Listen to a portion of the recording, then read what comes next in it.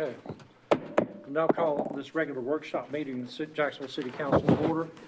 Council, you have before you a copy of the agenda of tonight's meeting.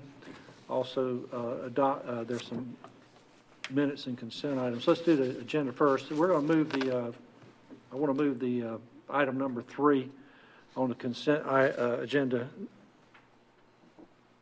out of consent, and we'll put it down at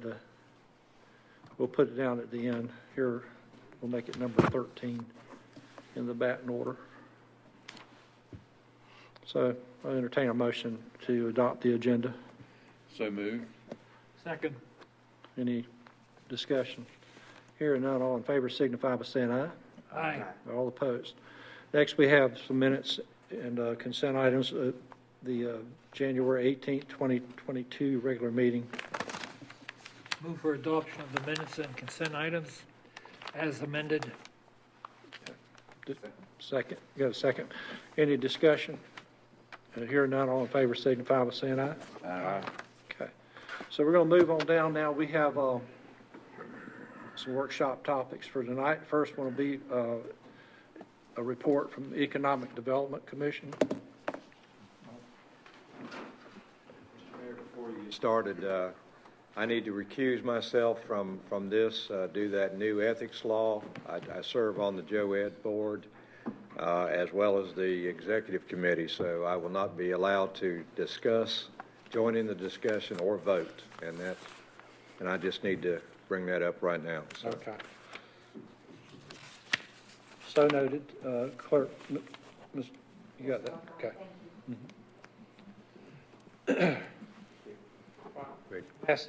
Go ahead and introduce our guest tonight and the topic. Yes, sir. Thank you, sir. We've got Mark Sutherland, the Executive Director of Jacksonville Onslow Economic Development here, and we'll sort of tag team on the discussion tonight.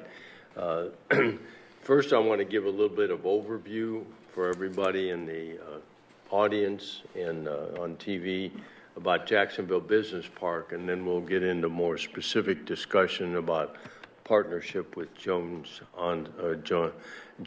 rather.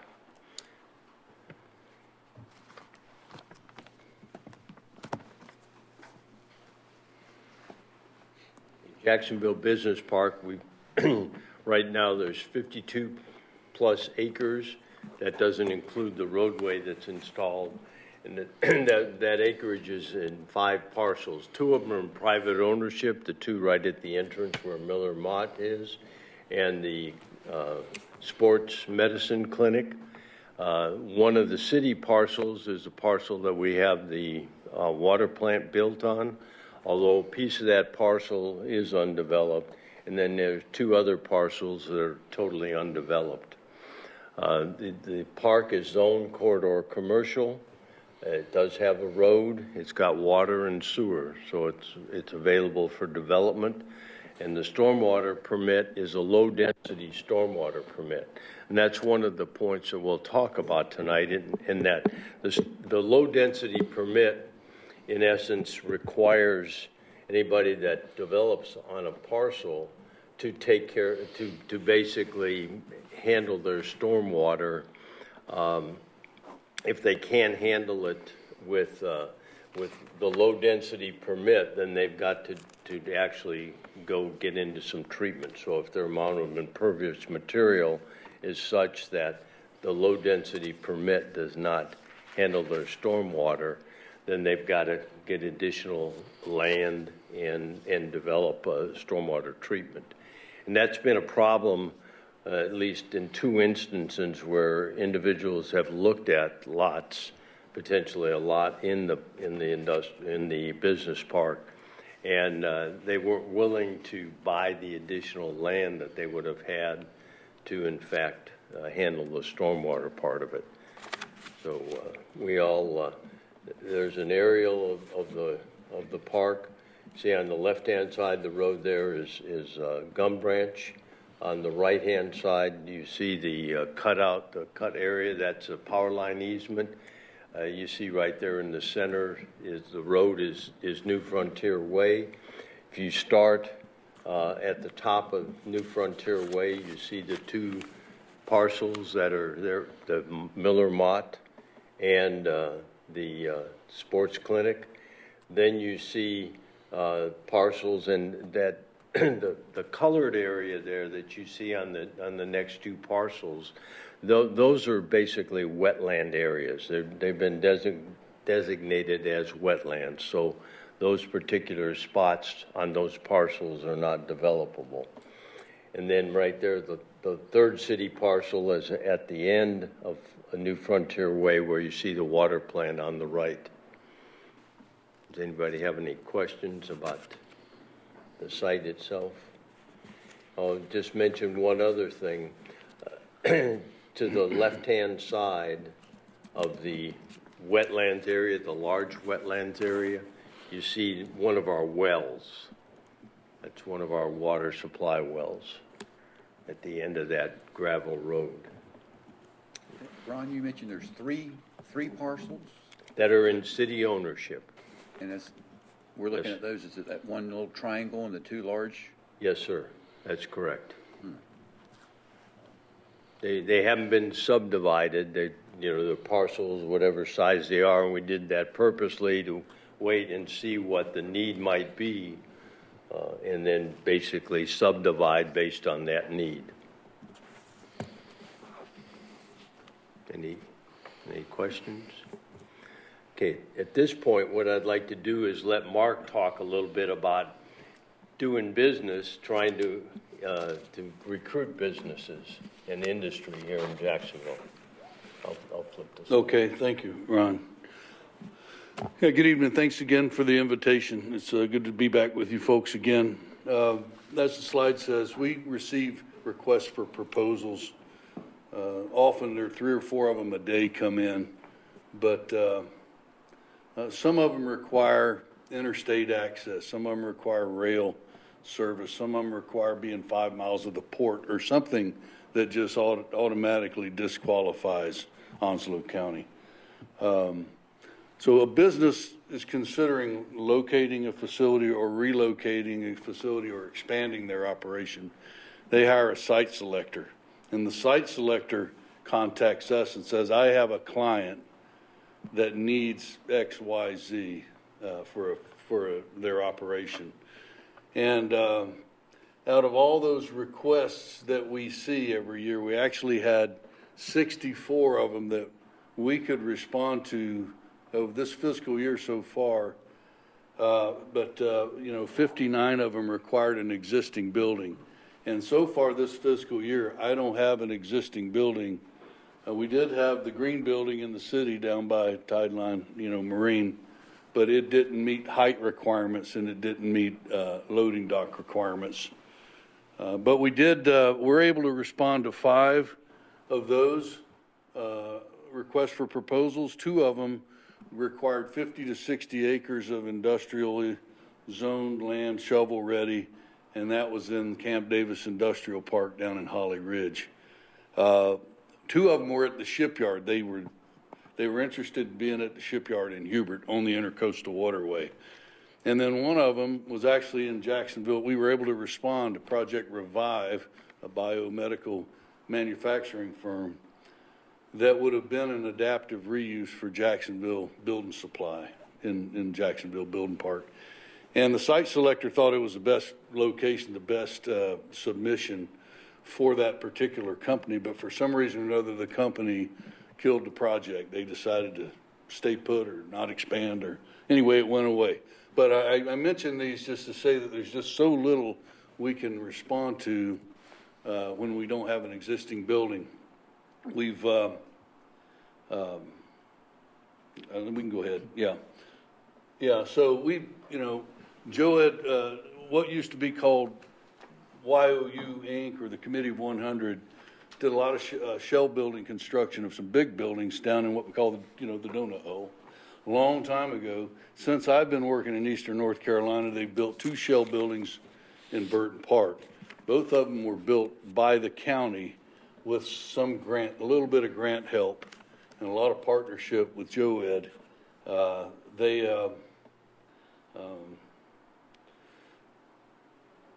obviously, based on our survey of surrounding counties, is not the way speculative building trends are going these days. So I want to talk a little bit about 10 different, well, I won't cover all 10 of them, but something in common is that it's now a given that it's going to be a public-private partnership to get a shell building constructed. I mentioned the town of Wadesboro. They provided land at a price that was somewhat less than market value to incentivize the buyer and to move a company in there, and to move a company in there that had X amount of jobs at a certain above average salary, and we're going to make some investments in the tax base. A private investor came along and built the 50,000 square foot building on speculation, and their EDC, their Economic Development Commission, provided 10% of the total costs and did all the marketing. Okay. City of Rockingham, they built a 40,000 foot building and designed it in a way that it was easily expandable to 80,000 square feet, using $1 million in CDBG funds, $1 million from the EMC that came in the form of a USDA loan, and the balance from the county's revolving economic development revolving loan fund. City of Goldsboro, again, 50,000 square feet expandable to 100,000 square feet, 1.1 million from the county, $500,000 from the city of Goldsboro, 400,000 from the Economic Development Commission. That was in the last 2 years. They both sold before they were finished. They're occupied. They're getting ready to build a new building, but the county, the building will now be built solely with private funds, and the county will contribute land to the project. So you've received a letter from Chairman Jeff T. Clark that reflects about 6 months of work done by our building committee in recommending where to go next with speculative buildings. You know, at JOED, in any EDC, we call that product development. The product that we have for sale are industrial sites and industrial buildings. So we do have sites, we don't have buildings, so the question is how best to go about getting some speculative building space. We do get a lot of calls locally. We get a lot of calls from people say, I want to come to Jacksonville and I need 5,000 or 10,000 feet, and don't you have any flex space that's light industrial? And of course, we haven't had in a couple of years. So the building committee took their recommendations to our big board of directors here a couple of weeks ago, and they agreed that as a committee that they would support this project we call Frontier, because it's on New Frontier Way. Kind of made sense. It's a lot easier to have a project name than say that next speculative building we're talking with the city about building. So Project Frontier is the concept, and it's a public-private partnership that would work something like this without any cost to the city. If the city would provide the land for us to develop a speculative building on, or 2 or 3, or whatever that turns out to be, JOED will go, and we have tacit approval already from our regional partnerships.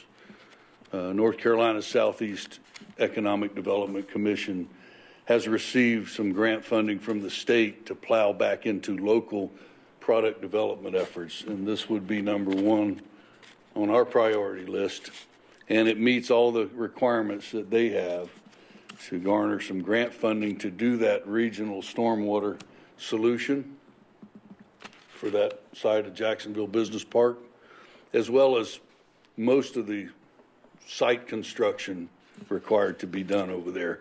If we run short on that, then we have the Industrial Development Fund at the state, as well as the Golden Leaf Sites Program that will finish that up. Once the site is ready, we have a builder in town who will build the building and front the cost for that and the carrying costs, and after it's sold, do the build out.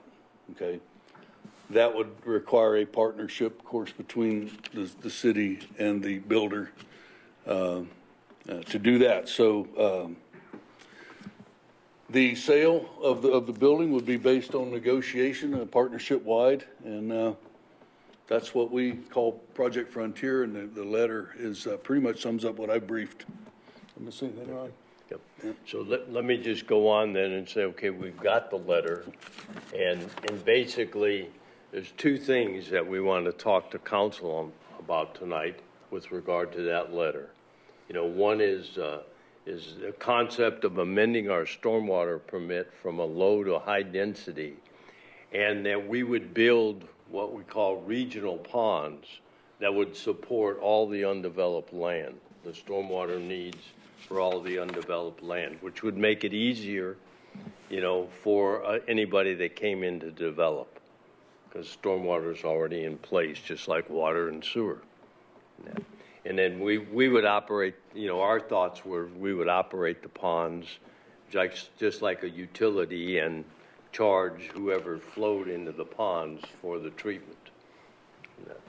The second thing that council needs to consider is whether you're willing to agree to allow a building, a speculative building, to be built on a piece of city land like that by a developer at that developer's expense. So let's just talk a little bit more about the two concepts. And Mark already touched on this. The idea with the stormwater permit, the city was already thinking about moving in this direction before Joed came forward with this idea. You know, we saw the land would be more attractive if we had stormwater covered. And now, so this is an opportunity for Mark to go after grant funds, first the funds that the Southeast region has, that as a minimum would get us our engineering and design costs and hopefully as much of construction as possible. But then, as Mark said, he would seek out other grant opportunities to basically cover the construction, much like what happened in the Burton Park when the road was extended in the area. There was grant money that came down to basically cover the expense of extending the road out there in Burton Park. And so with this stormwater, then if Joed, got the grants, the city would hire the engineer and then a contractor to build the ponds, hire an engineer to change the permit and design the ponds, and then we would get the ponds constructed and the costs would be covered by this grant revenue. Are there any questions on this part of the request? Question. What would you anticipate the contribution in land would be, area-wise? I mean, how much land are you talking about taking from the park? Obviously, you said there's 52 acres out there, right? Yes, but Map, there's probably half of it's. well, not all 52 is available because 52 is the total area. So Right. In reality, the lots that the city has, the city's lots are 16.8 acres and 17.5, and then it's 12.8 with the water plant on it, but so part of that land is gone. But I'm saying the wetlands are, you might as well just take them off the board, right? Let me address that.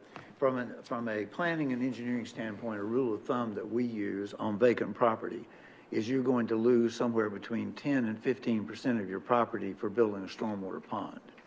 So for example, let's say that there are 52 acres out there that are currently left.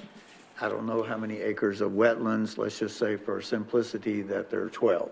That gets us down to 40. Now, 52 minus 12 is still 40, even though I'm doing math in public, okay? So you're probably going to lose somewhere between 6 and 8 additional acres for these stormwater ponds. And as we said in the memo that came with the workshop, you're looking at building 2 ponds. Reason why is when you drive the road, you really don't realize their elevation changes. So what you'll be doing is building 1 pond that is closer to the orthopedic and 1 pond that is going to be closer to the water plant. Now, you may actually be able to expand the water plant. But to answer your question, Yes, you are going to lose somewhere, I'm going to conservatively say, 8 acres. The value, though, is this. In the past, John and I have tried to negotiate the sale of 2 pieces of property. The problem is when the person wants to buy the land for their building and parking lot, and then suddenly also have to realize they have to buy the land to put in their own stormwater pond, and then the value of the land has been established as it has several years ago at a significant price. They've all said that gets to be too rich for our blood. So it's, if I may use the term politely, it's the price of doing business. Just like you had to forfeit land to put in your roads, by building those 2 stormwater ponds, you're then setting yourself up where you can actually say to a developer, all the rest of your land is usable by you. Usable for parking, usable for buildings, usable for whatever landscaping the city requires. The nice thing about this proposal, when Greg Michaud was here, we dealt with Parker Engineering at that time, and the cost for constructing the ponds came back significant. And I could not, as the manager, I could not recommend at that time that we take money from your capital fund and put into building those stormwater ponds. My estimate is you're probably talking at somewhere in the vicinity of $200,000 to do the ponds, maybe even a little higher. So if you go with the first concept, which in my opinion you should do, you can get your engineering cost and the installation of those 2 stormwater ponds without putting any city money in it. Yes, you are forfeiting the land where the ponds are going to go, but it really does set you up so that you can then sell and market property. Now, whether you do it under the second concept, but there are actually 2 issues in front of you tonight. One is, how do you feel about authorizing us to work out the details with Mr. Carter and the EDC relative to the stormwater? The second is, do you want to work into a public-private partnership for the construction on your land? But personally, I would encourage you, this is a great opportunity to get those stormwater ponds in without investing city money. Didn't mean to give you such a long explanation. I hope that helped. I appreciate that. I know that, I've seen instances, many instances, where people have lost a sale because of that thing. And you've got this land at $80,000 an acre. So when you're talking about sacrificing that kind of, we would hope that the way the wetlands are located, that some of that land's not going to be usable, even the dry land. That the ponds might be adjacent to some of that wetland area, and so the land might not be developable anyhow. How it wraps around like that. Yeah, would you go back to the aerial? That's a good point, Ron. We haven't done any kind of study up to now determining where these would be best situated. Have we?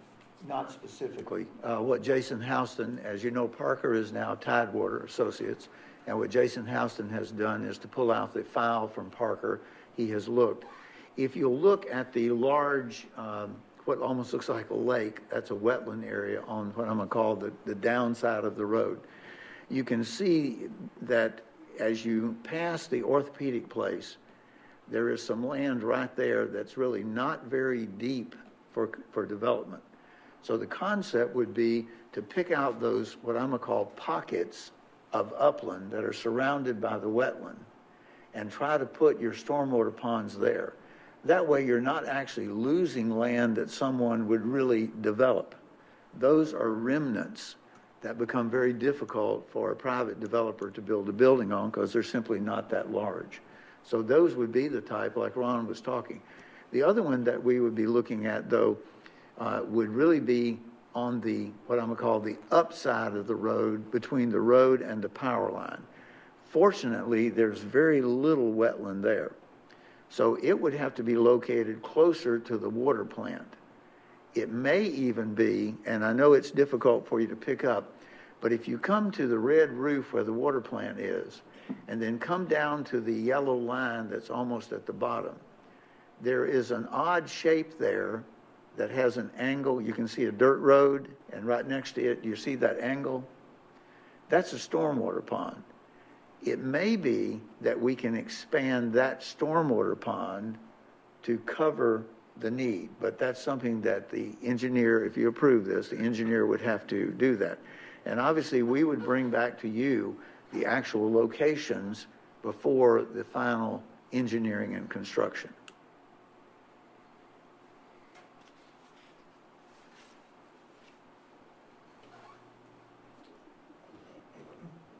Any other questions on the stormwater part of it?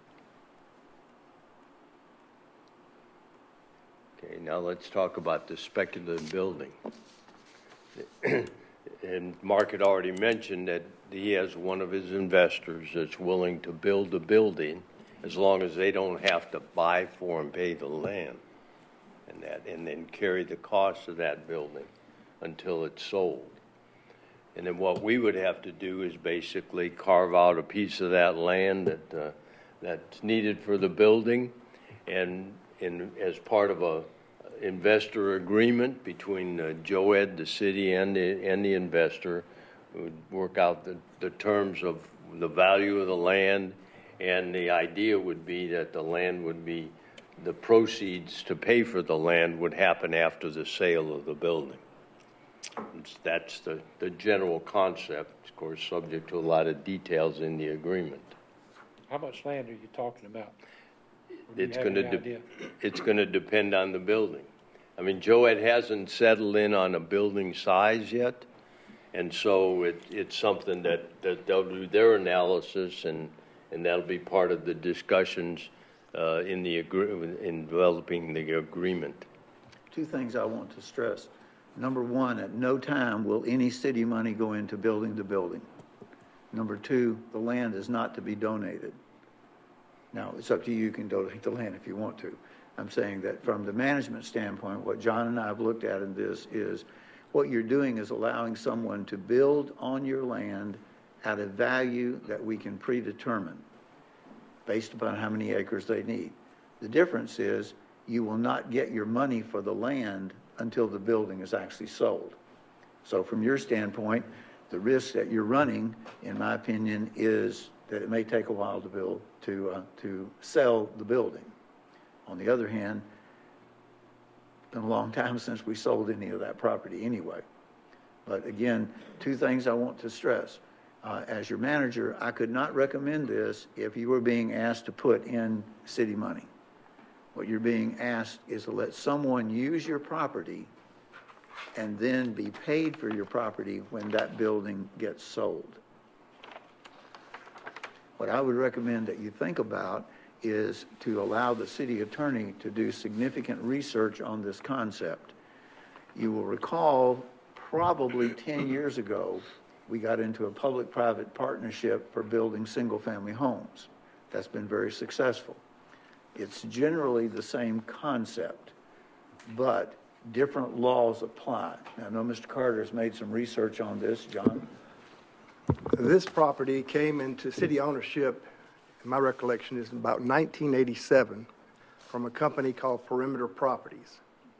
City developed it as it is with the road, etc., and there are no restrictions on the property. The two parcels that have been conveyed out, the orthopedic clinic as well as the Miller-Mott property, were all conveyed out at fair market value, upset bid type deals. In my recollection, again, we have to go back and look at those documents, is about $80,000 per acre. Again, it wasn't the orthopedic clinic, it was a predecessor, it was a plumbing company that was going to come in and going to establish a business there, and that just didn't work out, so they actually sold it to the orthopedic clinic after they bought it. But they bought it, again, at fair market value, with basically offering, let's say, $80,000, and it was an upset bid. We were putting an ad in the paper. Anybody else want to come in and say they'd pay $85,000 for it? No one did, so it was sold to them that way. No restrictions on it, etc. Same thing generally to Miller-Mott. We have had, there's several ways you can convey property, and Mark, I'm sure, is familiar with this, in business parks. You can do it where you can convey it at a lesser amount of money. If a person goes in or a company goes in and says, I will create X number of jobs and they will last for Y number of days. Kind of like what we just finished up on the Tahoe experience over here in New River, and y'all were part of that, and I mentioned that. Basically, that was, again, nothing about land. It was a situation where the state came in and said, if this company comes in and creates X number of jobs for Y period of time, then after we will reimburse them Z amount of money.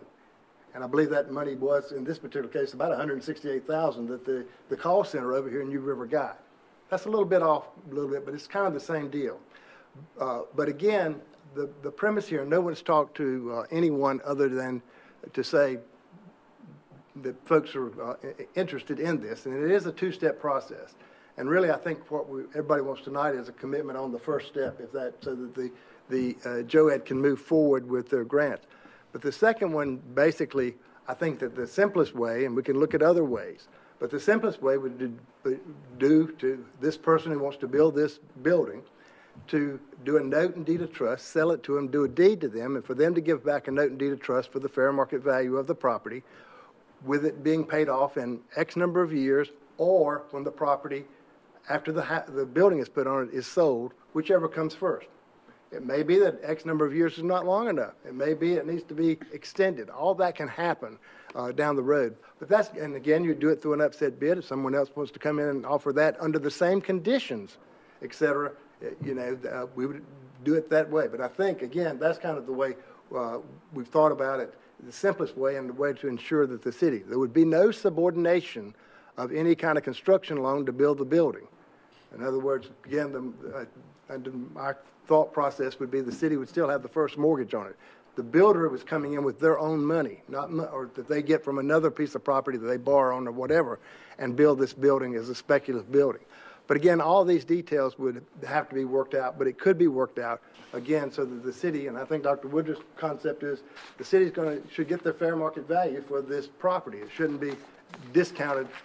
Again, the only way to discount it really would be to go and do it, like I said, look at that particular statute that allows for X number of jobs to be produced for Y period of time, et cetera, that kind of situation. But I know I got probably in the weeds there a little bit. But again, that's kind of what we're thinking about. But that is kind of the second where you'd have to go, because I think you first, as it's been brought out already, you've got to ascertain where these ponds are and what's left over to sell. And therefore, that would determine, is it for one shell building, or is there one shell building going on so many acres, and then you still got other property that you could market for someone.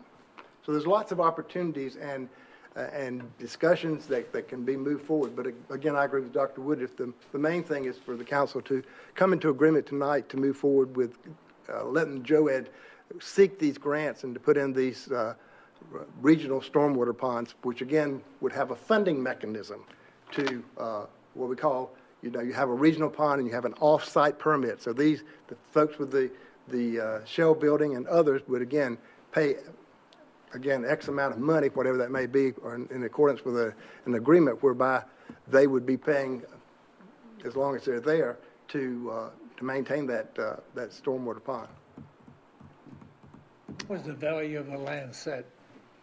The value of the land, I don't remember the year, Mr. Bittner. It's not been appraised in a long, long time. I'm talking about a decade probably. I don't think, Richard, we haven't had it appraised since you've been here, have we? Yeah, I would be surprised, Mr. Bittner, if it was, I would say it was probably 2012, 2013. Yeah. And that was $80,000 is my recollection per acre.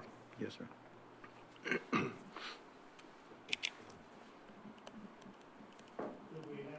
Indication of if the value has changed due to the county's revaluation? What we could certainly do, and I think it would be advisable, if you want to move forward with the concept, one of the things we should do is go ahead with a new appraisal. And a new appraisal should cost you less than $2,500. Yes.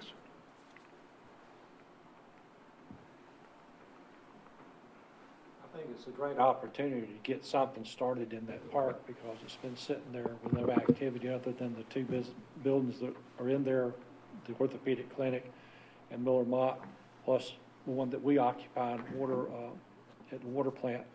And like you said, trying to sell those lots over there is going to be mighty difficult until we do something to mitigate the cost they would incur on those ponds if they had to put a pond on every acre of land out there. That just don't even make good sense in my opinion. And you know, we have, I think it's a good opportunity for the city at this point, in my opinion. What kind of motion are you looking for? It's consensus, don't you? Well, I think it's appropriate to have two motions. One motion to authorize the city attorney to work with Joed on the necessary documents to authorize them to file the grants for the engineering work and the necessary grants to fund the installation of the stormwater facilities. I think there's a second motion that should be made if you want to move forward tonight relative to the concept. Now, the concept of the public-private partnership, that motion I would recommend be something that you're authorizing the city attorney to work out the deal, to work out the details, and to bring you back more information, giving him direction to spend the necessary time so that you understand in a little bit more of a firm manner a document so you could understand how this public-private partnership would work. John, would you agree with those, or you want a different one? I'm fine. The main, All right with me. In your motion, or the first one, first motion's up. All right, the first motion. Mr. Carter's first motion is to, authorize me to work with Joed in whatever necessary documents are necessary to move forward with the securing of the grant funding for the stormwater ponds and any engineering, et cetera, work that's needed. couldn't have said it any better. I was trying to copy his words.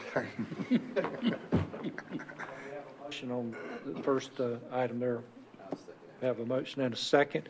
Is there any further discussion? I just like to feel assured that the city won't be part of the grant process or the granting of the funds for the stormwater. I mean, We wouldn't bear any responsibility. right. for They wouldn't be repayment. soliciting us for grants to Yeah. build the stormwater. And I want to make very clear, that is my testimony to you tonight, is that we are securing grants that will not require the city to fund any portion of this. Now, let me make one caveat. It may be that the value of the land could be used as a match for the grant.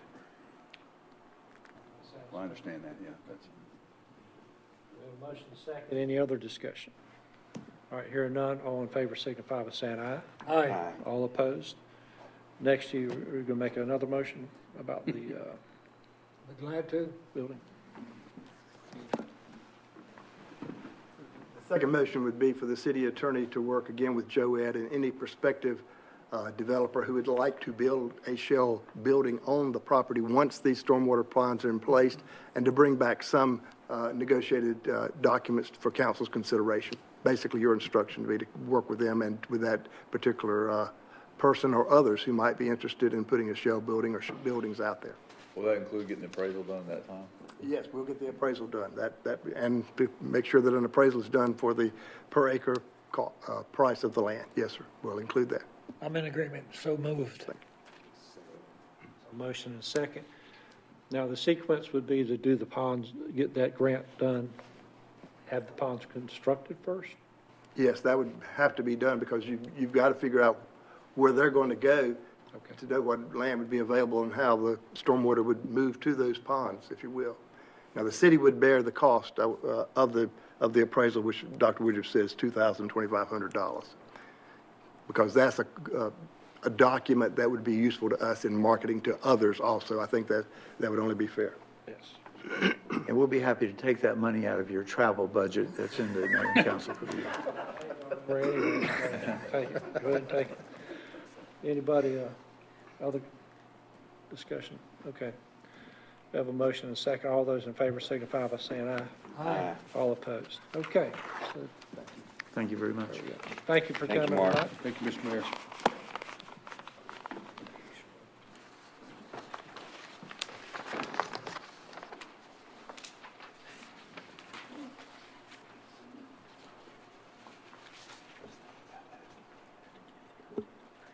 Sure.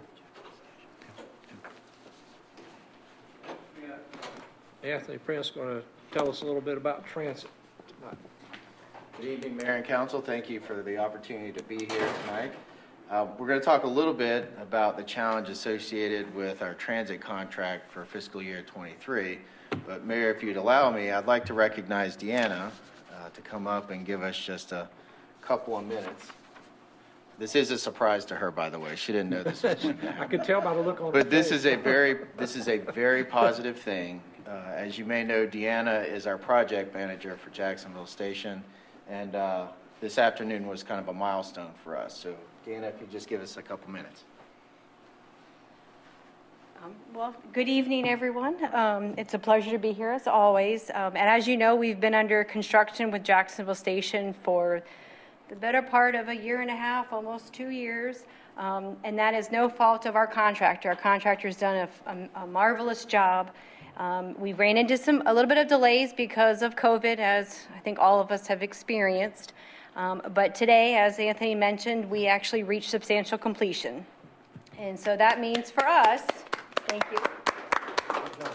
So substantial completion means that we now have use of the building. And so we're down in the throes, the minutia of the finishing details of the building itself. So we're hoping, even though we have some furniture delays, we're hoping that maybe staff here can move over to that building by the end of this month.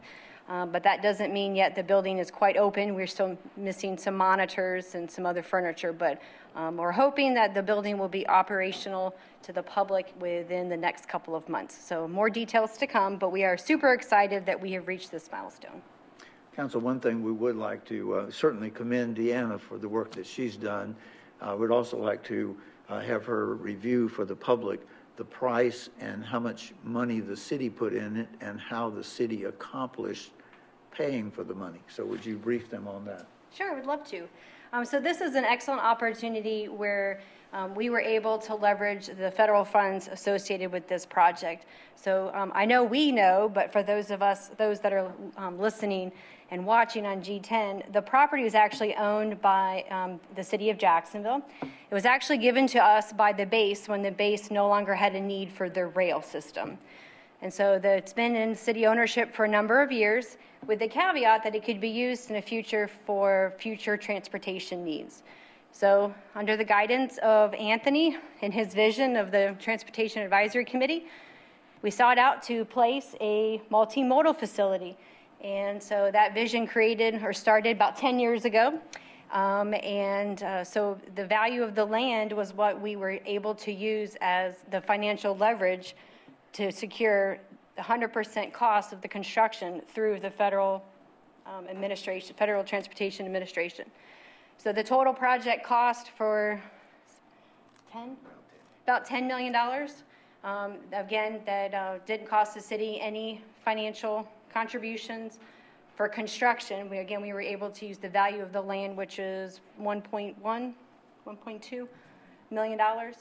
So much so that the pricing that we had available funding-wise from the feds was so much that we're able to now continue this momentum with Jacksonville Station Phase 2.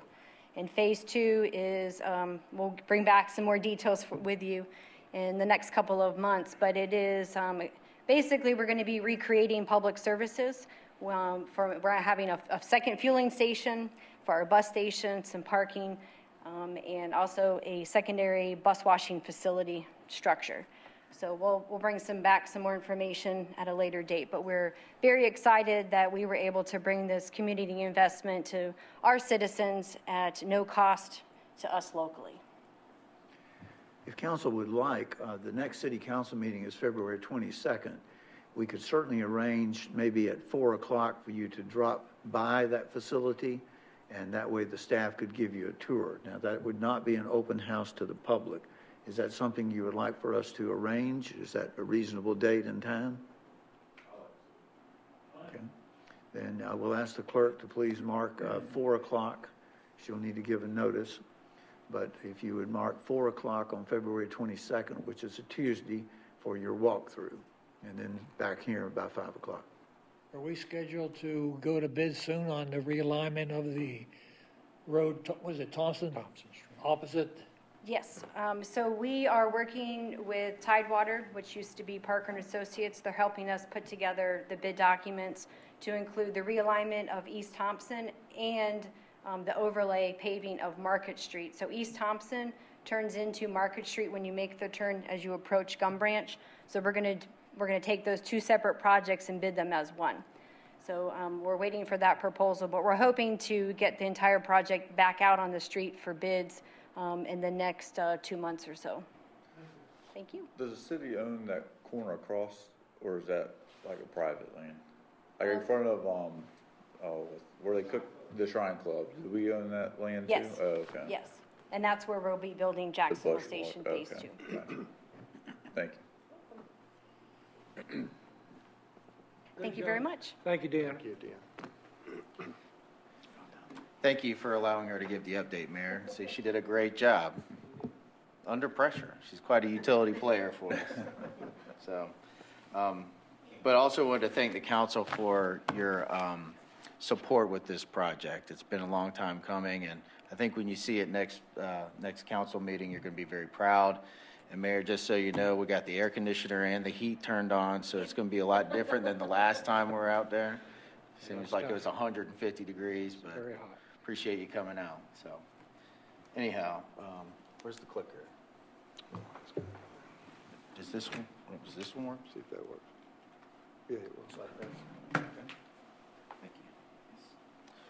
So, now with the good news behind us here, we're going to talk a little bit about the challenges ahead associated with the transit contract. And what I want to do is just to give you an update as to where we've been, where we are, and then hopefully get some feedback from you on how best to proceed and hopefully make a decision on what to do with this in the coming weeks. So as you recall, we used to be with MV Transportation, but switched to First Transit in 2019. They are under their first contract that had a 3-year base term. Unfortunately, at the end of that base term, which is coming up in June, they've informed us that they aren't willing to pick up the option years unless we were willing to increase the fee that was paid. And I believe it was October or November, we talked to you about the proposal and the best and final offer, and simply the federal rules didn't allow us to move forward with that. So our only option at this point was to move forward with an RFP and solicit competitive proposals for providing that service. So again, just another little bit of history here. Currently, we're funding the transit operation at about $899,000. And the current contract has a 3% escalator in it. So moving into fiscal 23, we were looking at about a $25,000 a year increase. And that 3% escalator has been consistent as long as I've been involved with transit. So for at least the past 11 years. However, as I mentioned, some things had changed, and First Transit was concerned about the profitability and the viability of the contract. So they sent us a proposal to consider that looked a little bit like this. And as you recall, we looked at this in October. There was quite a bit of sticker shock. So instead of the $899 that we're paying currently, the proposal was to go up to $1.28 million. That's a total increase of $387,000, and the general fund impact being roughly half that. Council directed us to go back and talk with the contractor, see if we could negotiate that price down. Of course, we did. The price did come down, but not substantially. And this is basically where we ended our conversation with First Transit over a contract change order. The value is too high. The federal rules just didn't allow for us to do this. So again, that's why we went out for the RFP. So the RFP was released in December. We got results back in January. Unfortunately, we only received one bid, but to solicit more competition, we put it back out on the street for another 10 days. And yet again, we got one bid. So this is all the interest that we were able to generate during that entire process. And of course, First Transit was the responder, and the response that they gave us was ironically very similar to what they gave us last year. So instead of it being 1.28, we're at around 1.27. Total increase of the contract cost being 372, and of course the general fund being half of that. One thing that has changed with their proposal is that they are recommending to increase the number of employees associated with the contract. So right now, the contract says that they have 22 employees to support the operation. One of the things that we're seeing here is that with the new contract, the amount of management that's associated has been increased. So where we just had 3 full-time managers with the prior contract, you can see that we're up to basically 5 full-time and 1 part-time. The bus operators, that has gone up as well to a total of 28 employees. Are there any questions so far? Is that an increase over the previous operation? Yes, sir. So the current contract that we're under requires 22 total employees. 22? Mm-hmm. And this is moving to 28. Now, is the 28 employees needed in your opinion, or was service satisfactory at 22? Honestly, sir, I can't see under the curtain enough into their operation to tell, what overtime they were paying and what, all the intricacies of that. But the calculations that we have done indicate that 22 is enough to operate the system. And I'll show you a little bit, in just a little bit, what we've found. 22 employees, how are they divided up? As Currently, under the current contract, Yes, or sir. under what we would propose? I mean, did they add bus operators or managers or a combination of both? Just explain what's on the screen, their proposal. Okay, so right now, what they're proposing is 1 full-time general manager, operations and training manager, 3 road managers, full-time, 1 part-time, 15 full-time bus operators, those are the drivers, and then the 7 part-time. So I believe what the current contract says is 1 general manager, 3 road managers, and 12 full-time operators, 6 part-time operators. Now, my math isn't quick enough to tell if that adds up to 22, but that's what I recall as the lineup that they had originally proposed. Let me make a comment from a management standpoint. Let's look at it from the bottom up. What the public sees are the 15 full-time drivers and 7 part-time drivers. Now, once again, Gail is here. I'm still going to do math in public.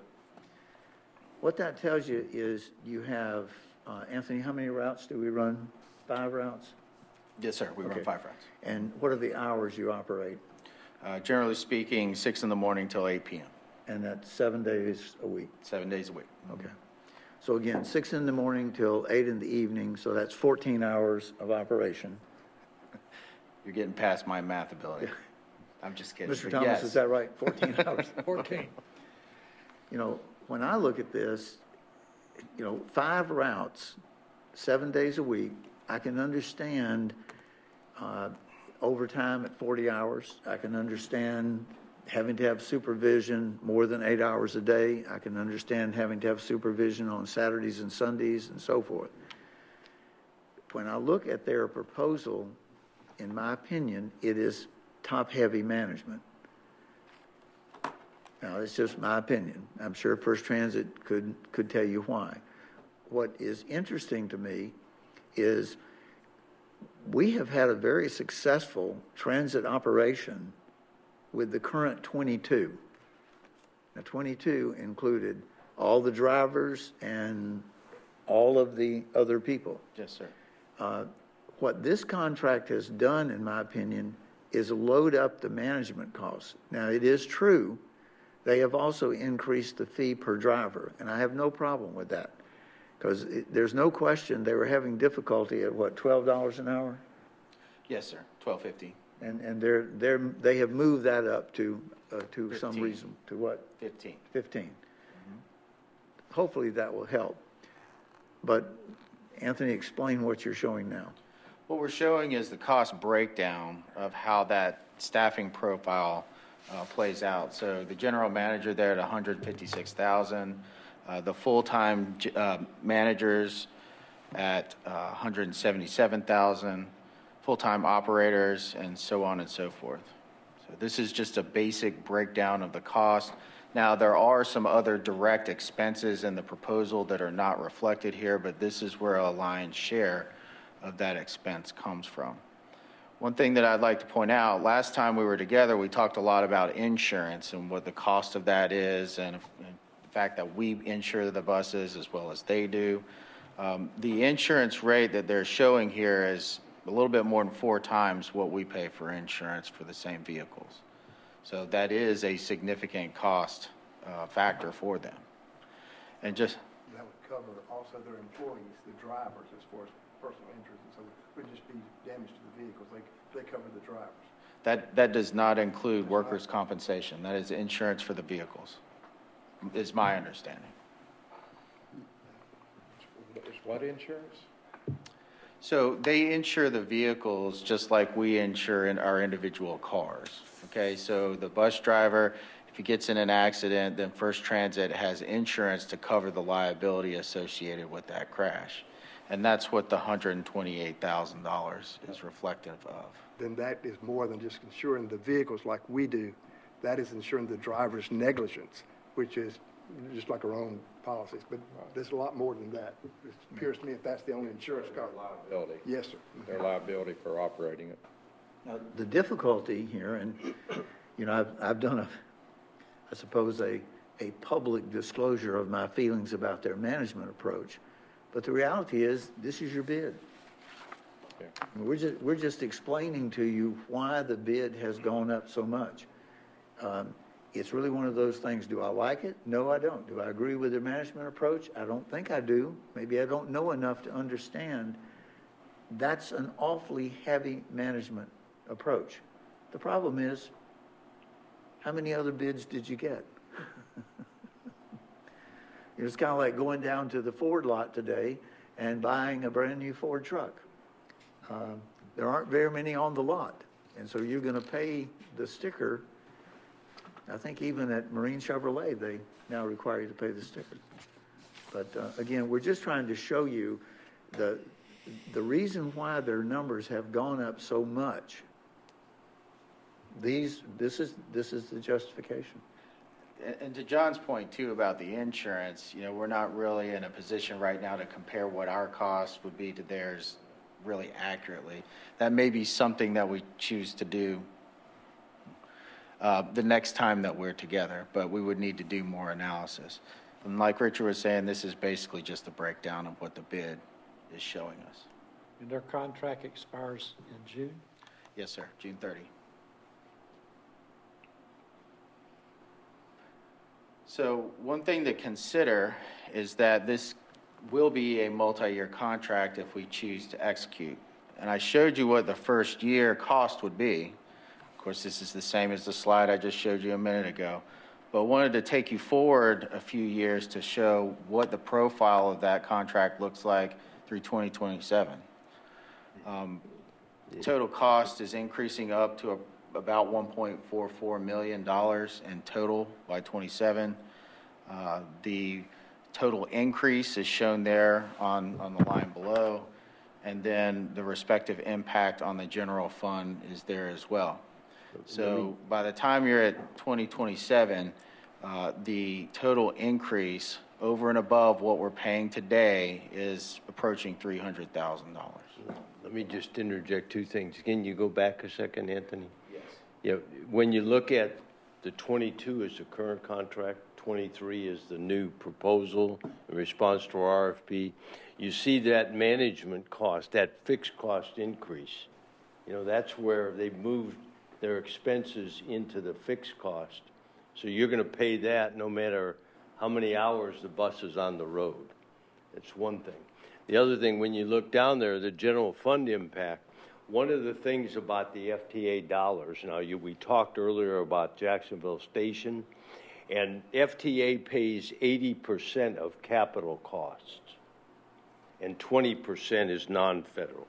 In the case of operating, and this falls under operating, Yes. FTA pays 50%, and the other 50% is non-federal.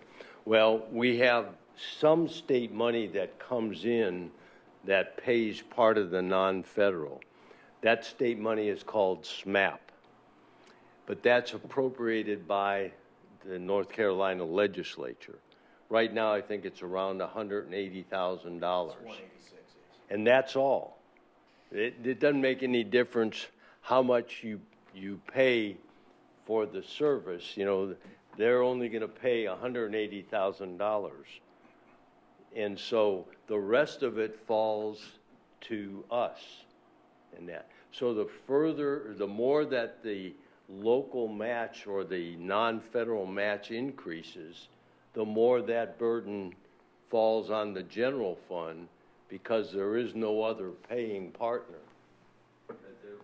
Their amount is maxed out. So when you then look at the next slide and you see the added years, the follow-on years in the contract, every one of those increases is automatically general fund money going in to make up that non-federal match. Basically, what it's showing us is that we have exceeded the value of the SMAP money on the 50-25-25 formula. So then it's becoming 50% federal, 50% general fund. Bringing in fair money through the year. Fair money? Annually. Well, at this point, last year it was nothing, of course, because we had the CARES money and we offered free fare because of COVID. This year we're on track to be a little bit over $200,000. So that's not figured into this? Yeah, it's subtracted first. In other words, you subtract the fares from the total expense, and then you do the formula for the remaining amount. You know, 50% federal, then the rest of it local or non-federal. Are we required to go a 3-year base and 2-year option? Yes, sir. Traditionally, that's what we've done with our transit contracts, because we feel that 3 years gets us a good economy of scale, certain guaranteed amount of work, and then it gives us some flexibility on the end with the 2 additional years. FTA really doesn't like for us to go above 5 years, but and we're not obligated after the 3-year base. We can decide that we want to do just like we're doing this time. And in fact, the federal provisions in our contract would allow us to terminate it at any point in time. You know, my concern is that I share the concern that right now they're the only game in town and they've got us over a barrel. My initial questions was, it looked like it was top heavy. How do we guarantee, for example, that they're really going to be putting 4 managers out there? You know, what value added is that to us? It doesn't sound like there's much value added at all to us. So my thought is, if we can eliminate it or at least keep it to a 3-year, and then maybe try something different next time on the RFP. You know, what bushes could we possibly beat that we didn't beat this time to find somebody? What we're finding is that, and that we bid this several times since I've been involved with transit, what we find is that the contract is so small and our location is relatively isolated from other urban areas that the contract isn't as appealing. Goldsboro doesn't have a public transportation, or Fayetteville, or Wilmington, or whatever. And all of those are operated with in-house staff members. They do in-house. Contrast financially determine whether or not in-house operation would be I could skip better? forward just a few slides here. Okay. Well, maybe this is a good one to lead into that subject, because as you recall with the memo that was sent out in advance of this meeting, the city manager outlined 4 different options. One of those was the in-house option. And last time we were together, we talked about bringing back at least some preliminary information on what we thought that might cost. Before we get to that, though, this is what we feel that the staffing profile would be.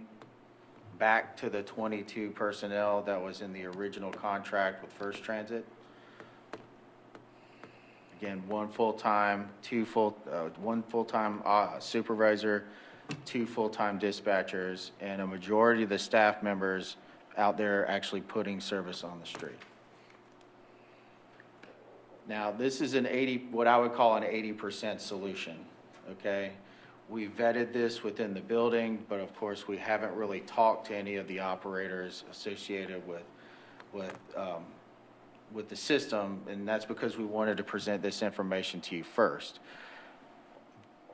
It isn't an expense-neutral proposition, but you can see that the total increase is less than what is being proposed by First Transit. What's the hourly rate you calculated this at? Average hourly rate for the operators is $16 an hour. And then for the managers, the street managers, road managers, is 17, and the general manager being 20. How much? $20 an hour, sir. Where your expense associated with dispatchers, what's the comparison with the private sector's position? What is that? Interestingly enough, when we asked First Transit what they were planning on paying, our plan was very similar to what they were considering. For dispatching? Now, it's different for management, of course. But what we would look to pay the drivers is basically right on par with what they were looking for. Well, back up a couple slides to where you show their costs. That one? Where is dispatching located there? Dispatching there is within the full-time managers, the 4 of them. So those are what we call road Tell me managers. what a dispatcher does, Well- aside from what it sounds like. They do dispatching, right? Well, generally, they operate as the manager of the system when the general manager or the assistant general manager is not there. But So dispatching it's a fixed route system, right? it is. So where does dispatching occur? Well, it can occur in a number of different places. So a lot of times what they start their shift doing is receiving all the drivers to get them on route, do all the pre-trips and issuing the keys and things of that nature. They get the buses out on the road. If somebody calls in, then they end up having to go out and drive, okay? If they have a full complement of drivers, then they usually spend their time making sure that everything is operating the way that it's supposed to, either by watching our Transloc app or physically driving around and monitoring. Sporadically, they have to respond to incidents. If we have a passenger that's not being cooperative, or if, unfortunately, there's a crash of some nature, then they're responsible for dealing with that as well. A lot of times, what they do is and this is just my understanding, I haven't seen this personally, but I think a lot of times what they're doing with the contractor too is most of their administrative work associated with, running the business, payroll and other reporting that has to go back to the corporate office. Well, you've been with this system how many years now? 11. Do you have a feel to say that the city could run this system more efficiently and more economically than what First Transit's proposal is? Based on this profile, yes. And what I know today. Now, again, this is an 80% solution. Before we make a final decision, I would like to get a 95 or 100% solution and show that to you the next time that we're together. Now, the 15 operators, they're full-time, are they benefited? Is that counting in that $467,000? Is that what the Yes, company's paying their benefits also? Yes, sir. That is a fully allocated cost. Now, I'm not 100% sure what those benefits entail. That wasn't a part of the proposal, but they do offer some element of benefits to the drivers. Let me ask the question differently. When you put together the proposal that would show it coming in-house, did you assume that I believe your number was 10, that the 10 full-time employees would be full-time city employees, meaning full-time benefited with retirement, health insurance, all those stuff? That is a fully allocated cost as well. Under these numbers. Yes, sir, for all of these employees. Where did or do we have to pay what they had mentioned before, the per mile insurance? So it's a per mile insurance. Would we have to purchase that just like they had to, or would we vent that with our own insurance? This is my understanding, and then John's probably going to tell you something a little bit different. But my understanding is that we pay a flat rate for insuring the vehicles, regardless of who's driving them. It appears that their insurance is paid on a per mile rate. And I imagine that has to do with the expansion and the contraction of their business over time as they get contracts or they lose contracts or their services change. That allows their rate to change accordingly. We would need to get a quote from the North Carolina League of Municipalities as to, presently, as Anthony said, we only have coverage on the vehicles because we own the vehicles. And that may be duplicated by First Transit. But when those X number of vehicles, now you have X number of drivers plus all these part-time, et cetera, there's liability coverage, et cetera, that's going to have to be covered and so forth. And we need to get a quote on that so that can be fit into Anthony's, like he said, he's only 80% there. There's some other numbers that need to go into this, I believe, with the cost of doing business, if you will, if you took this in-house. Do we have opportunity to speak to these other municipalities that Sure, operate absolutely. their own and see what their actual budget is? I mean, that would be something that would be interesting. We can do that. To me. Because I like the idea, of course, of saving money or doing as efficient as we can, but I can't help but recall that we had a proposal that we were going to operate commercial garbage collection at a similar rate, and the ratepayers did not. The projection was inaccurate, and we ended up behind the 8 ball, and just like we would here, that we can put any projection we want to, but the final cost is going to fall on us. If we do the contract, that's the price. We know that, so You're exactly we right. have to be aware that it's not. I think the only difference here is that we've been operating the system for 13 years. So we do have a good number of metrics as to how many payroll hours, all of that information as to how the system actually operates. So there are unknowns out there. There's no two ways about that. But I think that the unknowns are probably fewer than what we were experiencing with commercial garbage. We operated ourselves. I'm sorry? Have we operated? We never operated ourselves. No, sir. We have operated it under contract since 2007. With the lack of competitive bidding, I'm all for investigating a little further down the road and tightening up these costs so that we could make a final decision in time to breach operation of the system from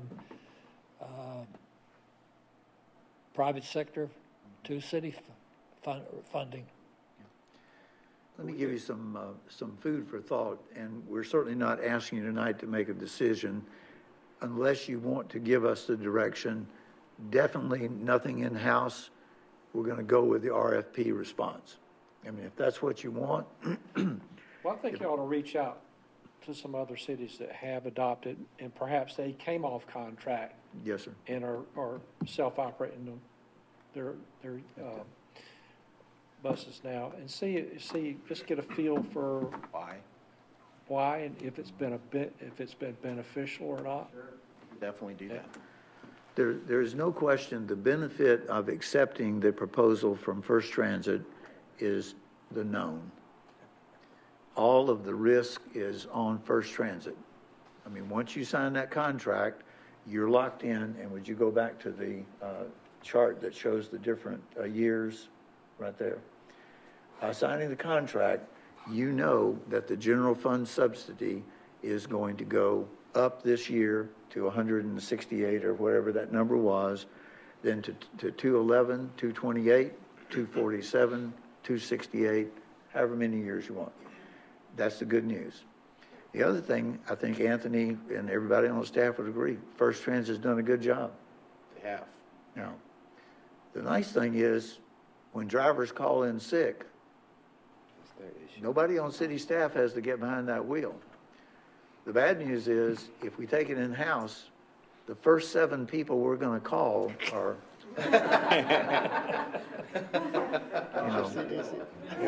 Get your license. You meant 6 people. 6 people. I mean, what you have to, and this is the challenge y'all always face, not y'all, I don't like that term. The challenge that you as the elected officials always face is how much tax money can you put into any project? Now, Mr. Thomas made a good point. It's the unknown. The value of signing this contract, as bitter as it is, and as much as I believe it's top-heavy with management, is the guarantees. On the other hand, the guarantees cost. What I would suggest is that you tonight say to us, we're good with the guarantees and no need for staff to do anything else. Or say, we're not going to say no to the guarantees, but we do want the staff, city attorney and staff, to put in the extra effort to bring us back as much accurate information. That's what we need to do. Shoot, bus driving is competing with fast food now, and we don't know what that change is going to be. And you make a good point. If we build our pro forma around $16 an hour, they're moving from $12.50 to $16. Sounds pretty good, except for one thing. Where is the private sector going to wind up? If they wind up at 17, are we going to have to come back and go to 17? Because if you go to 17, guess what happens? That margin between the known and the unknown closes down. Suggestion there be what we probably need to do, as far as, look into it, but don't say no yet. Yes. What do you think? Ask you one more question. Could First Transit come and present to us as well? I mean, there's no reason that we couldn't have them come. The only challenge, of course, is timeline. Right. We are running short on time to make the decision. Diligence, to take it in-house and then make a final decision at that point. I mean, don't shoot it down today.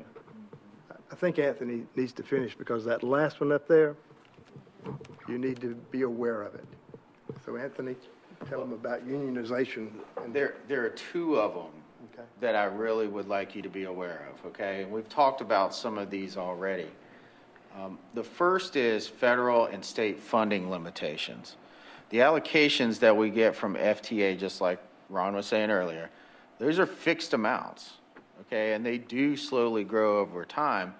But as our costs increase, we start to reach the ceiling of those amounts that the FTA and that the DOT have allocated. Once we get past those, then it becomes even worse than 50-50, it's 100%.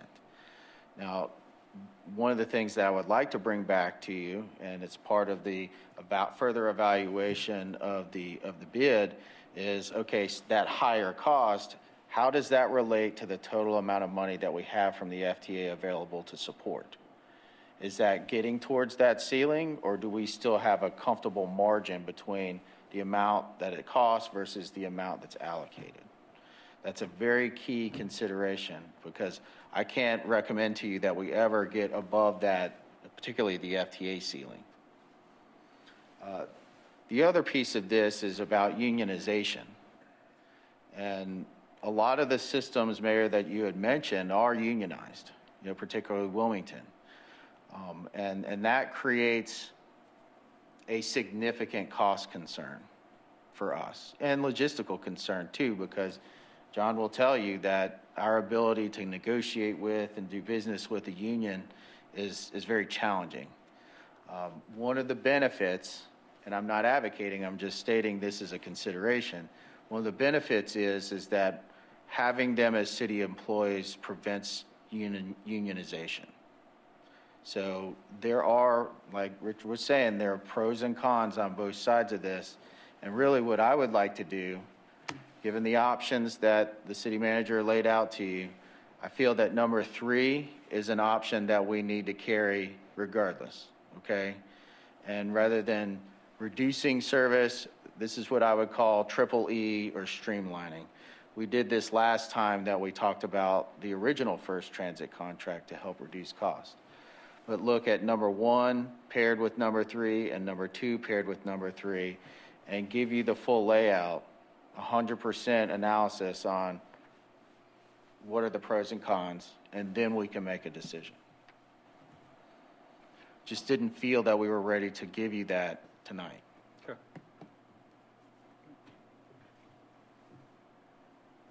Thanks. You want to talk more about Jacksonville Station?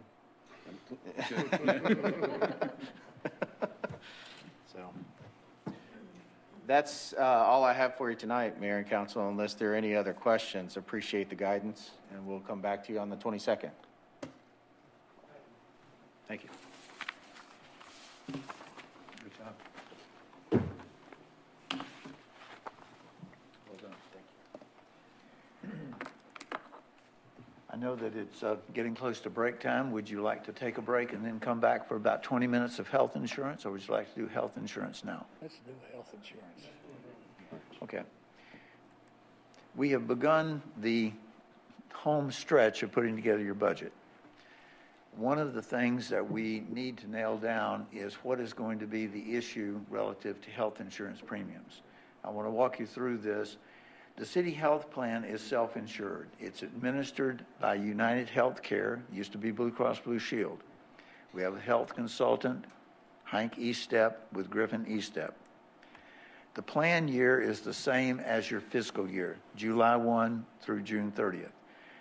Currently, literally as of the end of January, you had 719 people who were insured under your employees and their families, 2 of you as elected officials, 23 who are retirees, and as you know, many years ago we set the policy that no retiree could stay on, that whoever was on would be grandfathered in, but they do pay their premiums.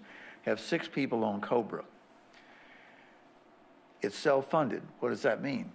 Premiums equal revenue, revenues pay expenses. We have 3 plans, $1,750 deductible, $2,750 deductible, and then the HSA, which stands for Health Savings Account. There are 2 of those, a $2,000 and a $4,000 deductible. What we're going to concentrate on in the next slides are the 2 deductible of $1,750 and $2,750. You'll notice this chart is a little busy, but under each plan, the employee can cover to, I'm sorry, let's do that again. The employee can choose to only cover himself, cover his family, cover 1 child, children, or spouse. You'll notice the second column shows you how many people have chosen that. The third column is the premium. And the fourth column is pay with 26. What does that mean? The premium is what comes out of the employee's pay per check. There are 26 checks in the year. So for example, if you are the employee and you cover your family, you're one of those 3, and you're at the $1,750 deductible. Out of your paycheck comes $397 a pay, or $10,000, $322 per year. As you can see, that's a very popular plan. 3 people. But can you imagine that costing for health care. This is where most of our employees fall. You'll notice again, employees 65, then 3608. Most of our employees are in the 134 in this option of 2,750. That's where Gwen and I are. So you can see employee, spouse, they're 19. You can look at the payment across. But again, look at the family. 51 families are covered, $7,176 a year.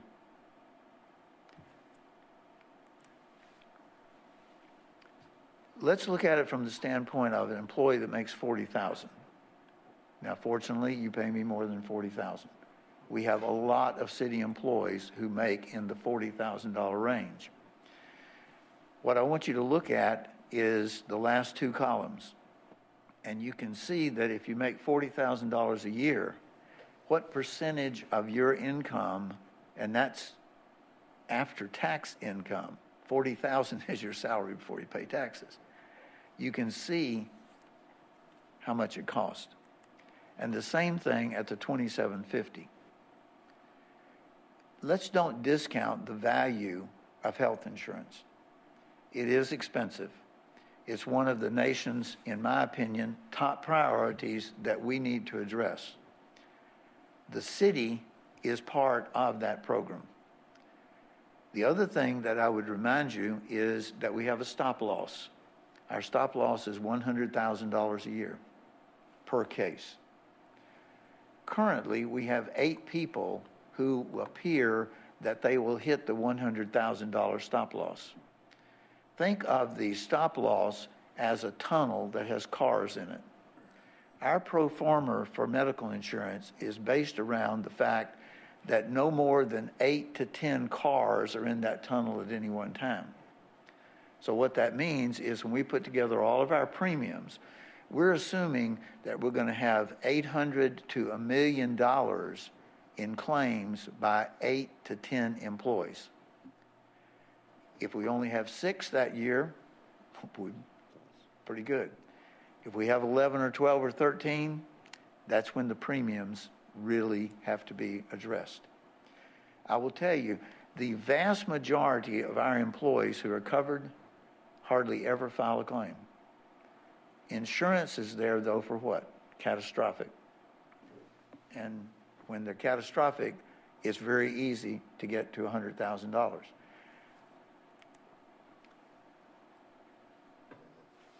So far this year, in the first 4 months, that's what 33% represents. In the first 4 months of this year, we've had right at $2 million of expenses. We've had 2,686 prescriptions. And of those prescriptions, 28% of our total expenses have gone to prescriptions. Now, prescriptions are good things from all standpoints. We have a lot of employees who have diabetes. We have a lot of employees who are on blood pressure medicine. Those costs are reasonable. I will also tell you, and I do not know, because by HIPAA regulations, I'm not allowed to know, nor are you allowed to know people. We have one person who is on a medication that they have had filled 4 times this year. The cost of those 4 times was $101,000. Again, one person, 4 prescriptions, $101,000. And that's just so far this year. That case hit our stop loss. From a revenue and expenditure, Gail showed me that from July 1 through December 31, the revenues are $3 million. The expenditures are $2.7 million. So far this year, knock on wood, we've been able to add to our reserve $286,000. So far, we're having a good plan year. Now, 5 of you 6 have heard the bad news over the last several years. Mr. Sosa has not experienced the really bad news, because there have been years when we've stood up here and say, folks, we had to tell you this, this is just looking bad. We do have a plan reserve. The plan reserve does not belong to the city. It does not belong to the employee. It belongs to both. Why? Because the premiums come from both. Currently, the projected balance is 1.3 million. There was a time 3 years ago, you will remember the fund balance got down to less than $300,000, and we had to increase the premiums drastically. Information that I find interesting, we don't have a lot of people who get in the hospital. These are your 3 leading hospital days. Onslow Memorial, 9 days of inpatient in the first 4 months of the year. Carolina East and UNC, Vidant, and Novet, you can see. We don't have a lot of people in the hospital anymore, thank goodness. Look at the outpatient days. Now, outpatient days, basically that means an outpatient procedure. So if you go to have an x-ray, you have an MRI, you have whatever, it's one of those days, even though it may have only been 30 minutes.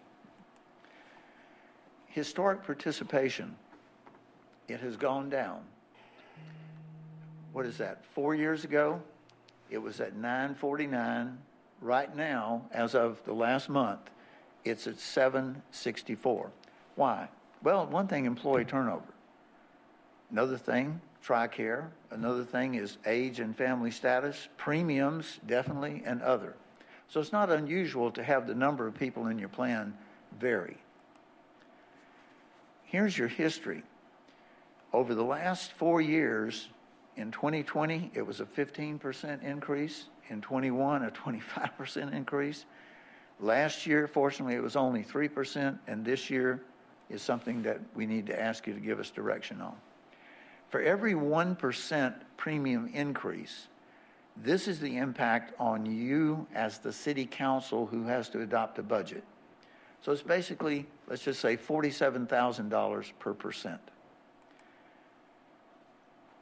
It also has an impact on the city employee. So if you're in the $1,750 deductible, 1% means that your increase per paycheck went up $13.47, but that's annually. I'm sorry, I said per paycheck. These are annual numbers. So 1% means that if you have family coverage at this deductible, it costs you $103 more a year. Or 2% is twice that. If you're at the $2,750, then it went up $71 a year or $143 per year. Now, one thing that quite often a city employee will say, and I hope that more than 2 city employees are watching this tonight, when we raise the premiums and then you give a cost of living, many city employees will say, well, you gave us a 4% cost of living, but you raised your health insurance 3%, so I got nothing. Well, that's really not the case. And this is really for your education, but also for the 3 employees that may be watching this tonight.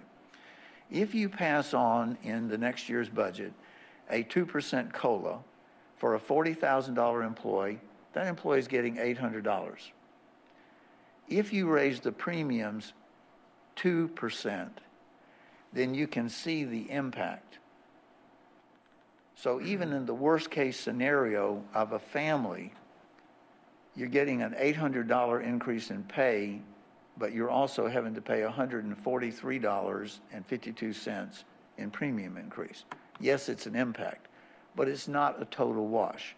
And like I said, because I, as the manager, you'd be amazed how many city employees will come and say that, and I have to explain it.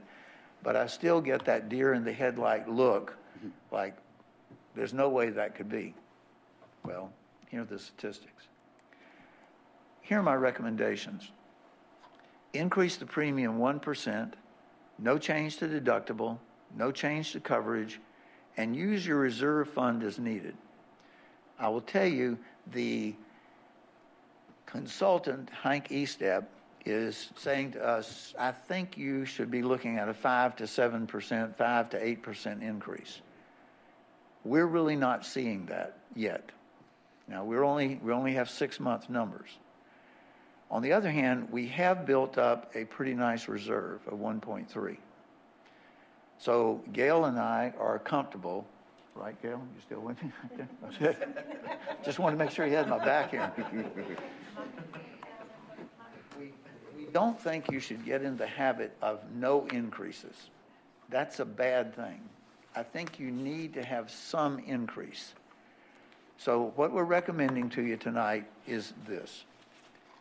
What we're also asking you to do tonight, or no later than February 22nd, is to either agree to this or tell us what you do want us to put in the budget, because we are to the point now of beginning to nail down expenses such as these. So do you have any questions? And, like I said, our recommendation is 1%, no change deductible, no change coverage, use the reserve as needed. So I ask you for direction. Otherwise, just wait till the 22nd and let us know. I'd make a motion to accept and adopt the manager's recommendations.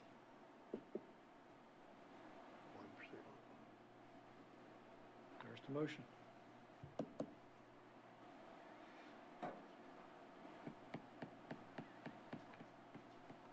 I'll second. We have a second. Is there any further discussion? One question. Your question. What's your lowest, what's the salary of the lowest part-time? Well, part-time employees are not part-time, full-time employee, excuse me. What is the range to? I know you're dealing with, because you're dealing with hourly wages. What we have just, you remember in this year's budget, you put in $400,000 for wage adjustments. We're in the process of moving every full-time employee up to a minimum of $14. Okay. $14 times 2080, 2,080 hours, that's still not but $29,000 a year. Fortunately, we don't have anybody anymore below $14 an hour unless they're part-time. What did the consultant base the 5% on? Was he hearing, the hospital doctor side, or was he just trying to? Where did his 5%? Did he? I'm sure he explained it. What he calls industry standards in this region. So what he does, what Mr. Estep looks at, is what are the medical costs, pharmaceutical costs, hospital and so forth costs that they are seeing in this part of the country. And by this part of the country, he's really just talking about this part of North Carolina. And I will tell you, if we did not have the reserve, I would have to go with Mr. Estep and be recommending a 5, 6, or 7% increase. But when you've already built the reserve up to $1.3 million, and I will remind you, through the first 6 months, we've been able to pick up $300,000. Now, that doesn't mean anything other than where we are today, because with medical costs, all you know is what you know today. The only thing I remember, though, is that we went several years where we didn't raise the premiums, and that we had a nice reserve, and it just kept going down and down and down. And then we ended up having to play catch-up, 25, 15%, trying to catch up. So, 1% seems kind of conservative to me.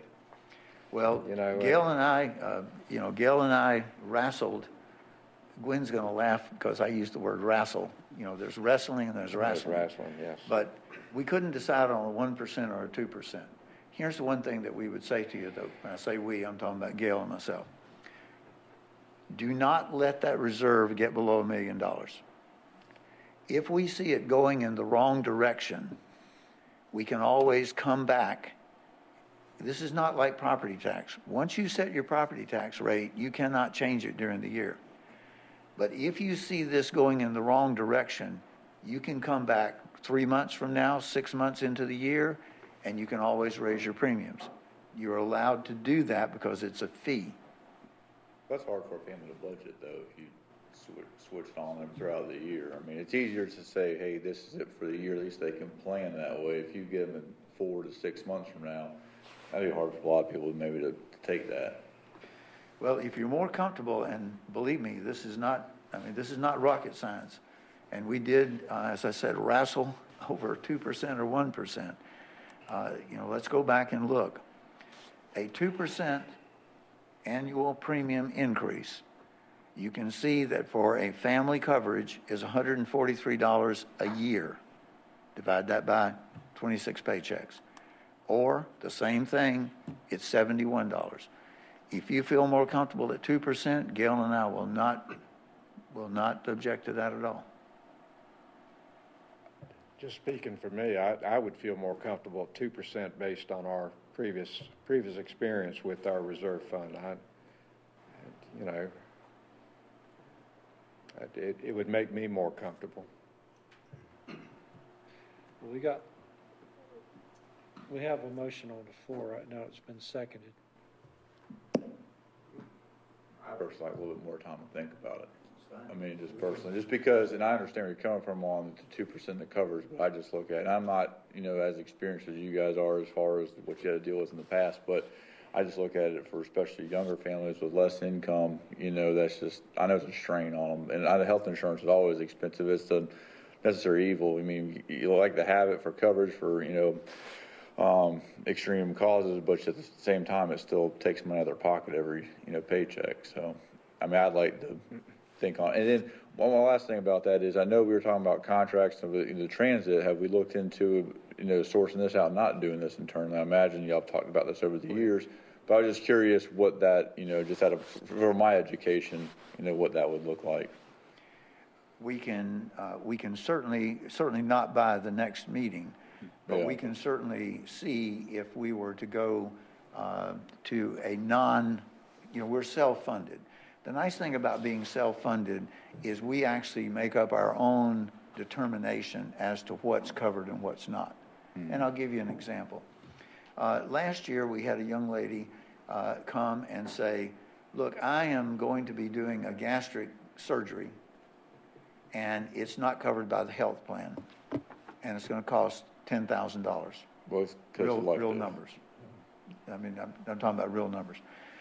The health committee met, that's us, health committee met and said, that's really something that we should cover because obesity is a nationwide epidemic, and we know all the issues that obesity has, everything from diabetes to joints, hip replacement, knee replacement, the whole thing. We changed our policy, and we covered that $10,000. That's one of the great benefits of being self-insured. We can go back and see if we were to go to Blue Cross or to United Health and say, give us a plan off the shelf what it would cost. You can look at that. We can certainly do that. I just look for my own education. I didn't know if that is something we used to do in the past, and then now we decided this is the best route to do the self-funding. I was just more curious as far as that goes. We actually believe it's better, but everybody has an opinion. Didn't we go to self-funded because of the volatility that we were seeing with Blue Cross Blue Shield with them raising rates? And the high administrative costs. Yeah. Actually, Mayor, I've been with you 12 years. Yeah, We've been self-funded the whole time, so I don't know that. Okay. Before Richard. Yeah. Okay. Gotcha. How about if we do this? Y'all think about the premium increase, and if the motion maker and seconder are comfortable, at a point, though, pretty soon, we need to know this number. So if you're comfortable, let's put that off to February 22nd. If you're still not comfortable, then we'll put it off to March the 8th. But pretty soon, this is not big money, but it's one of those things we need to nail down. Are you comfortable doing that tonight? Pushing it off, or you want to make a decision? I'll pull my motion. Okay. Thank you very much. Appreciate your time tonight. Pull your second.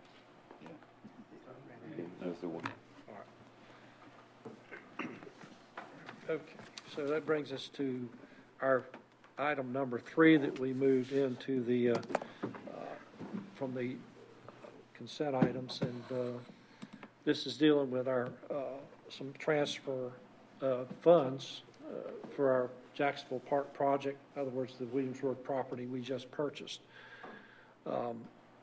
you want me to go ahead with our committee met. Of course, our committee consists of Mr. Jackson and Mr. Warden and myself, and we've met a couple times over the last 2 months. We didn't really get to meet with the holidays and all, but we started meeting, and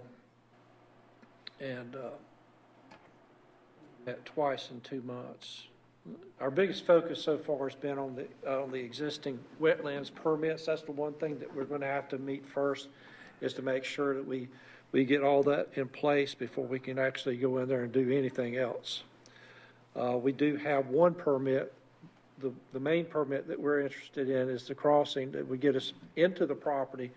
That permit expires. It has to be done. The work has to be completed by December 31st, 2023. So this is the one we're really focused on right now to make sure that we can get over this hump and move forward. We've met with Jason Houston of Tidewater on both occasions, and we've reviewed his contract of necessary work that has to be done.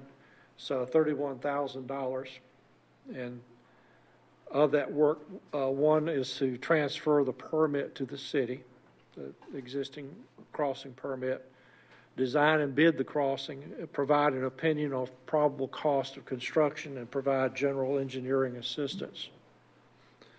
And if you'll recall, when we started this whole thing with the property, we knew that the crossing was going to probably be in the neighborhood of $350,000 to get that impact done, and also to do the construction. The construction was part of that estimated figure.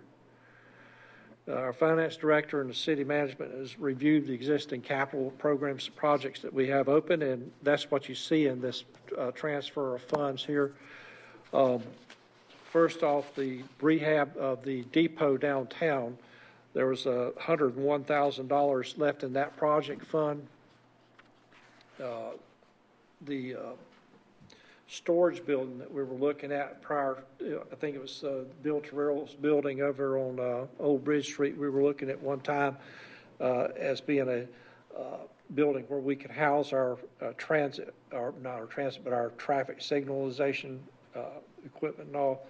Well, there was $150,000 in that project, and then also we were going to delay resurfacing of some of our city-owned parking lots, which is another $100,000, and this would cover that $350,000 expense that we have there.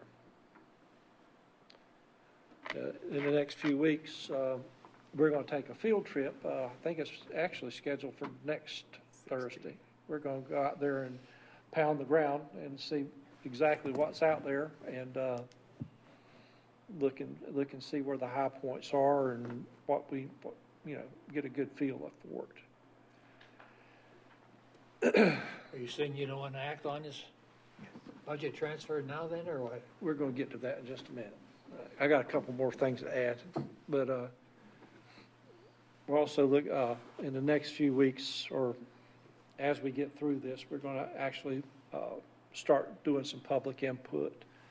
I think the first thing we're going to do is meet with our Parks and Recreation Board and Advisory Committee and get their input.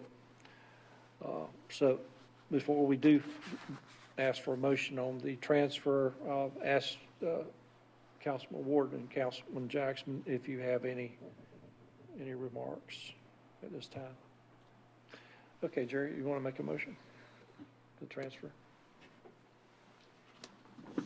I move for the budget amendment transfers to the Jacksonville Park project as listed in the, is it an ordinance? Budget ordinance. Budget ordinance. We have a motion. Second. We have a motion and a second. Any further discussion on it? All those in favor signify by saying aye. Aye. All opposed. All right. So now we have a one city moment. Before we have that, I want to be corrected. I said that at the current time, we do not have any employees full-time that are under $14 an hour. We still do have some sanitation workers and some maintenance workers at $13 an hour. But as Wally has noted, the action so far this year moved them from $11.84 an hour to $13 an hour, and we are trying to move everybody up to $14 an hour. Thank you, Wally.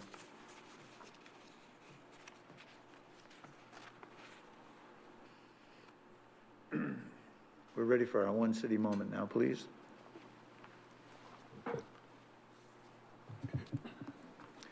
Mr. Tallman, Chief, would you come up and explain what's going to happen in these pictures?